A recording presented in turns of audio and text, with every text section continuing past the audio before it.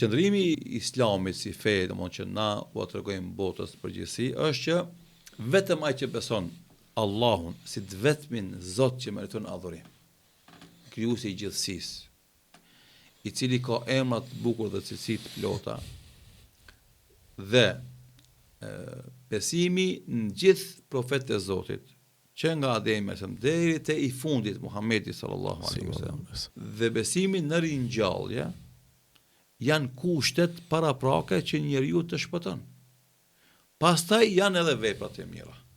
E veprat e mira do thot bëjnë dallimin në nivelin e shpërblimit, ose ajo që na besimtarët them në pozitën që e fiton, gradën që e fiton në xhenet, në parajs. Edhe për ne musliman nuk mund të jenë barabartë gjithë ata që kanë idhujtarin besimin e tyre, për shembull ata që besojnë trinitet, me ata që janë monoteist, nuk mund të jenë njëjtë. Ose ata që nuk besojnë në ringjallje, me ata që besojnë në ringjallje, nuk mund të jenë njëjtë. Andaj Allahu në Kur'an në mënyrë shumë të qartë e përmend, a do t'i llogarisin muslimanët dhe kriminalet të njëjtë? Çka është kjo punë që kështu ju gjykoni? Nuk mund është ti llogarisht njëjtë. Dhe normalisht një kriminal kush është? Çdo kush që domethënë nuk e beson Allahun edhe ringjalljen.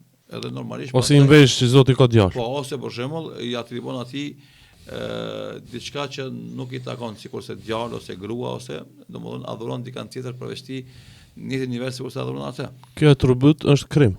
Po, krim është edhe idhujtari, është edhe padrejësia e madhe, Zoti Allahu në Kur'an e llogarit krim dhe padrejësi më të madhe, mosbesimin edhe idhujtarin.